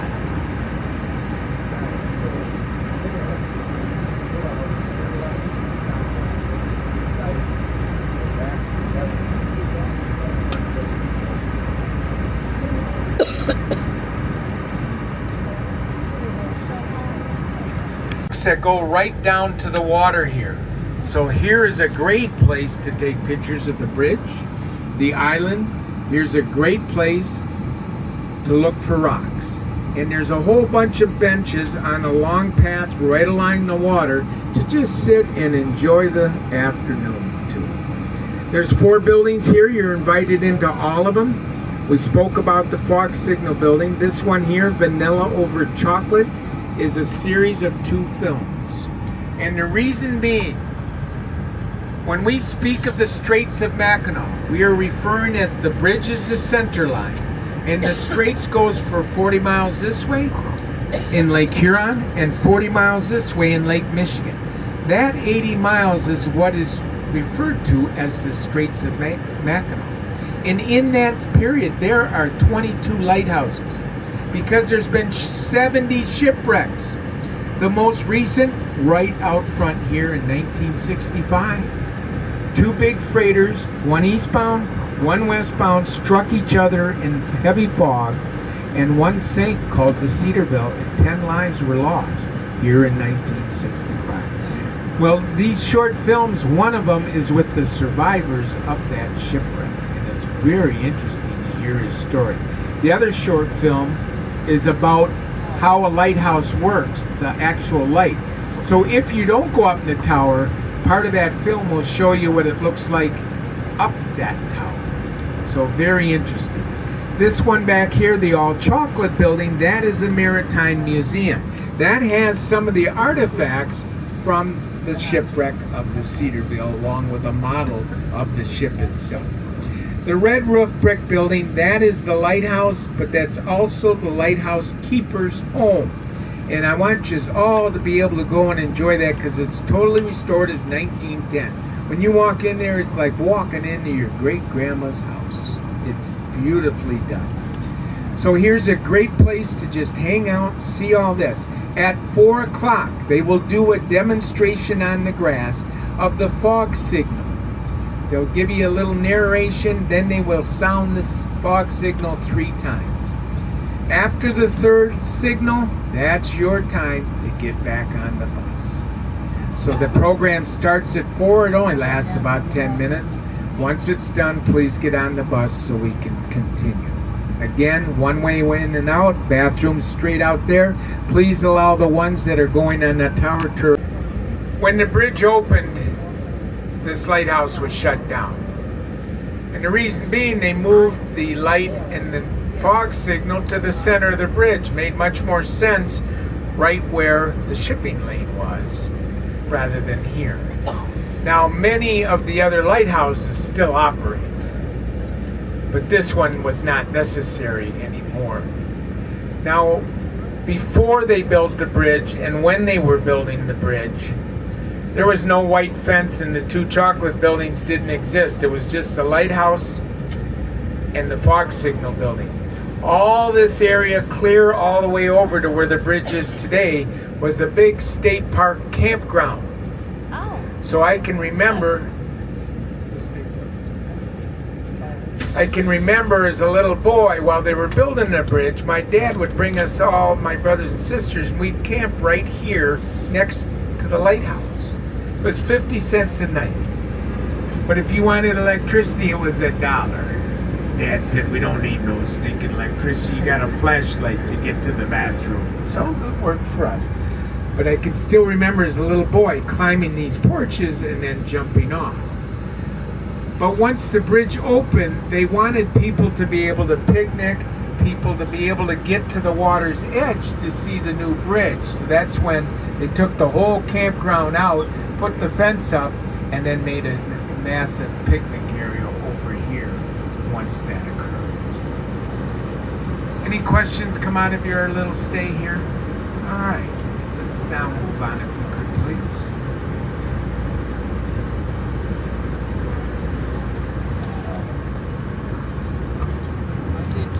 It's part of I-75. It divides Mackinaw City into 2 different counties. In other words, the side we've been on all morning, this is Sheboygan County, and the county seat is 20 miles away in Sheboygan. But once we cross under the 75, that side of town is Emmett County, and the county seat is 42 miles away. So needless to say, when I was behind somebody and I had either a warrant for their arrest or I knew they were a suspended driver, I always waited till they got to this side of town. So I only had to go 20 miles to jail instead of 42 miles, saving them taxpayers a nickel and a dime. Now the side we're going on, this side of town, you could get a home for under $100,000. They're smaller. This is where a lot of the service people that only work 6 months out of the year, that's all they can afford, and that's where a lot of them will live, is on this other side of the town. Town goes for 2 miles, where it'll end at a T in a road, and at the end of this road is another lighthouse on the water. See this sign, World's Best Burger. You know who painted that? The owner. The owner. No, he don't have that one yet. Straight. I was trying to read this. Again, I spoke of there's only 3 churches. We saw the Church of the Straits. The one coming up here on the door side would be the Bible Church. They're the smallest of the 3, and they may only have 15 families to support their church all winter long here at the Bible Church.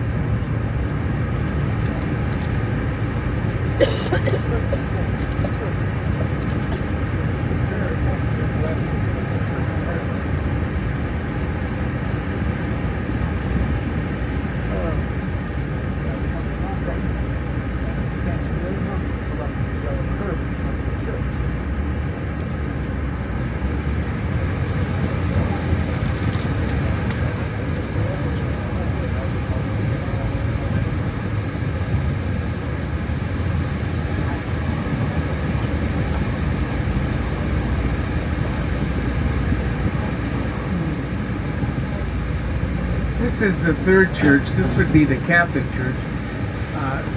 They would be the largest of the three, but even they only have 50 families. So again, to support this church year round. A couple things about this church. You'll notice, talk about small community, you'll see there's bikes over here. We have in Mackinaw City no taxis, no bus service, nothing. If you don't own your own car, the only way around is walk.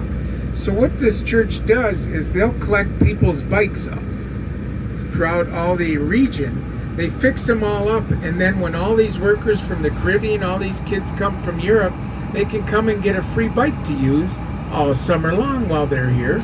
At the end of the season, they turn their bikes in, they'll fix them all up again all winter long and give them back. The other thing that this church did is there was nowhere in our community for someone to have a funeral luncheon or a wedding reception or anything like that. So about 15 years ago, this church, through where they got all the money, I don't know at the time, but they were able to build this center so that you could have receptions and funeral luncheons. So first thing they did, they went to that Bible church and they went to the church in the streets and said, this hall is also your hall. Anytime you need one for a luncheon or a reception, it's yours to use. Wow. So that's, again, the things that you can do in small communities. And speaking of small communities, across the street, I want to introduce you to the entire school district of Northern Michigan, K through 12, Mackinaw Public Schools. Last May, we had a graduating class of 8. Some years we've had as high as 15. Some years even a little less than the 8. But they still provide high school sports for those kids. We have boys and girls basketball, volleyball, tennis, golf. Still able to provide that for them. We used to have football, but the first game, a couple kids got hurt, didn't have enough to have a team, had to forfeit the rest of the season, so no more. Yes, we do play some hockey, no doubt about that. They'll start right in that building over there. They'll start young. So they are able to provide for that. But you know, when you think you're the little guy, there's always someone smaller. Mackinac Island has their own school, K through 12, and they may graduate 4. Sometimes they'll have big classes of 8 to 10, but a lot less than even us. But even they provide for their kids, boys and girls basketball, high school basketball. But remember I said, if the ice isn't frozen yet and the ferry boats stop, the only way on and off the island is by airplane. So they will fly their kids over here to play high school basketball. Needless to say, all their games are away games because they ain't none of us flying our kids over to your rock just to play a game of basketball. But they wanted to provide for their children. They were able to figure out a way to do just that. So it's kind of nice. Inside here, and why we stopped here, I'd love to show you something. They have a cross in here that you'll see nowhere else in the world. This cross was built by Mr. Moran, who is a boat builder that built all the ferry boats that you take to Mackinac Island. Built a cross for them that is really something to see. So I invite anybody that would like to come on in. I'd love to show it to you and tell you some stories of what this cross has meant to some of the people that have come here. Excellent. Let's go for it. See on the right side, anywhere. Feel free to come on up, take the church. They have no resident priests here, they're too small. They have a priest that comes up from Indian River 30 miles away. They'll come up, he'll say mass. Good morning. Come on in. How are you? Good, and then he'll go back. I have Tennessee here today. Tennessee, nice to have you. What Thank we you. do have here is a pastoral administrator, a Dominican nun out of Grand Rapids, who is Sister Chris. Where'd she go? There's Sister Chris. Hi, Sister runs Chris. the operation for this parish. She's the one that does this bike program I spoke about and shares her hall with other churches in the community. But 7 years ago, she and 2 others commissioned to have this cross made. It was a 3-person committee. Sister Chris, a artist sculptor out of Sheboygan, her name was Ann, and Mr. Moran, who owns Moran Boat Company, who builds the boats that take you to Mackinaw.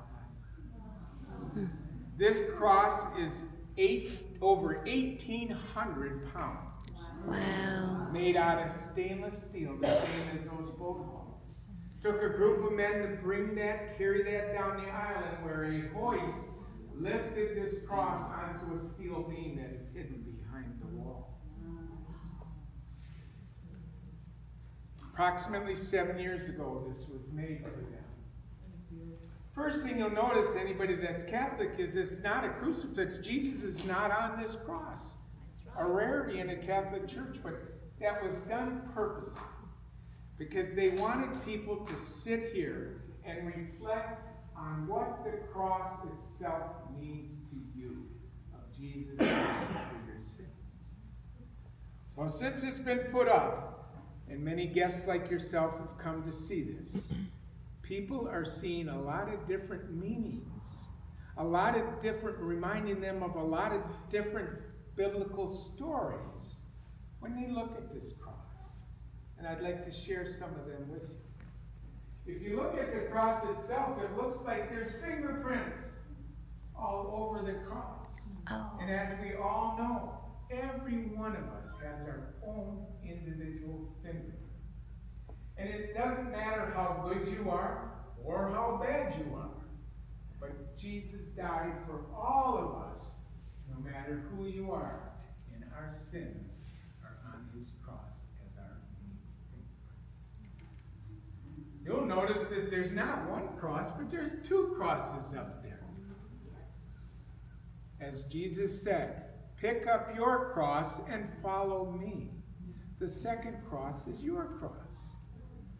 And then he further says that if you follow me, it's as if Jesus is standing in front. Get behind me because I got you. If you follow me, that's your cross behind his cross. You know, even if the people say you look at the background, it almost looks like blood flowing. You know how we have platelets in our blood? And it's almost as Jesus, when he died and was crucified, his blood is flowing down because of our sins. Others have said, if you look between the two crosses, it almost looks like the sign of Christianity, the Paschal fish. Another says it reminds me of a biblical story where Jesus says it is easier for a camel to fit through the eye of a needle than a rich man to enter the kingdom of heaven. And that reminds me of that. This crown of thorns is made out of raw steel. And she had to shave each and every one of those thorns, all 120, and weld them to that vine. Weighs almost 100 pounds, just the crown of thorns. Others have said, if you look at that first cross, it reminds them of Joseph, the carpenter, his hammer. How you have the chisel on one end and the head of the hammer on the other. Others says, take that first cross, turn it upside down, and it looks like a sickle. And as we know, he spoke of that in the Bible, about that wheat separating that chaff from the wheat. You know, people say it even reminds them of what's going on in the world today, that there's so much turmoil and so much sin going on. And all those sins are on that cross, and it's weighing it to the point where the cross is bending from the weight of all those sins. Lastly, another said this. It almost looks like what's going on in America today. How we have, if you'll notice, one nail is higher than the other nail. How the right nail and the extreme right people are going in one direction. And the people on the left, in the far left, are going in a different direction. But Jesus wanted all of us to be as one, as the nail in the center of the cross. I share all these thoughts with you from people like yourselves that have come to see this. And Sister Chris, I know, is now a rock star, believe me, from these bus tours. They are so pleased with what she has done that they now had this opportunity like you in your week in beautiful northern Michigan to be able to sit here and reflect and thank him for you to be able to be here to enjoy this beautiful area. She loves this, that you guests are coming to the point where she has had individual little crosses made and blessed, and has one for each and every one of you to take with you to protect you in safe travels home. So take a moment, see what it all means to you, and on your way out, John and I will distribute them crosses. Course of the summer, including on Sunday, they count on the tourists come to Massey. So she's down to the 50 states. She's only got like 4 states, and one to Alaska and one to Hawaii, of people that haven't yet come to the church. So I have a bus tomorrow and 4 next week. I'm hoping that maybe I can fill a couple of those. The other day I had Missouri, and she never had Missouri. Yes, it is. Yep. At the lake, we'll go right.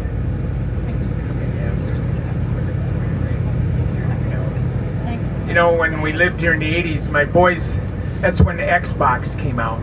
My boys wanted that, but it was $300 in the 80s for one of those game systems. So we said, you're going to have to earn some of that if you want that. In Michigan, since 1970, we have a deposit on cans and bottles of 10 cents for every can and bottle. So every day after dinner, our boys would take garbage bags and head downtown and hit every one of those cans. Well, then they'd go to the marina. Boaters won't keep cans and bottles on their boat. They ain't got the room. So they dumped all theirs into the dumpster at the marina. So that'd be their last stop. Well, the oldest boy, he'd lift his little brother and flip him into that dumpster and wait. And they'd be out there with their bags, and all of a sudden them cans would start popping out of that dumpster, and they would catch them in the bags. People used to gather to watch them. My point being, in one summer they obtained 3,500 cans, enough to buy the whole system and the games. Everybody wanted to go to the Chiefs' house so they could play Nintendo. But it taught them a valuable lesson about saving if you wanted some. But what were Mom and Dad thinking of? Every night they'd come home sticky and smelling from the cans and the dumpsters, so you'd have to give them a shower. And I had to take those 3,500 cans 20 miles to the nearest grocery store to turn them all in. But it was worth it. You bet. It was our call, and it was worth it. So it is what it was. So our day's starting to come to an end here. Is there any questions that I've left without an answer for you? Any topics that I didn't discuss? We started with the early history and we brought it right up to today. Don't forget my card.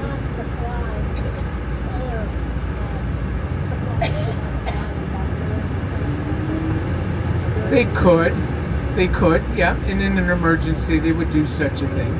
But people are such good planners and they have big pantries that they're very comfortable not having something for a couple weeks, that they're that well stocked for those times. We'll turn right here.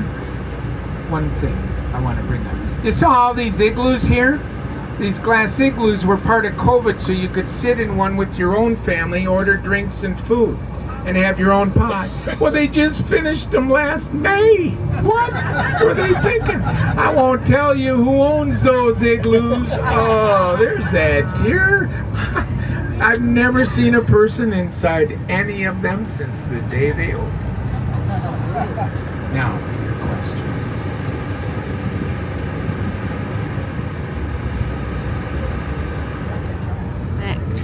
Yes. Megatron.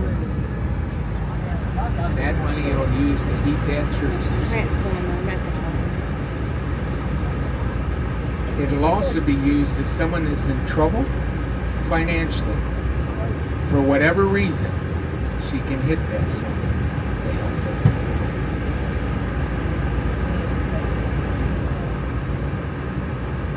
Yes.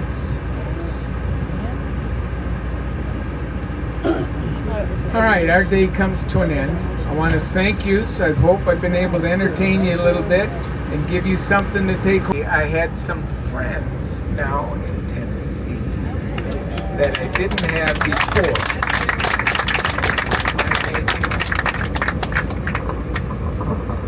And Mike, this is from all of us. We thank you for spending your day with us. My grandchildren, thank you. Every bit to them. And the one gal I need to leave a card for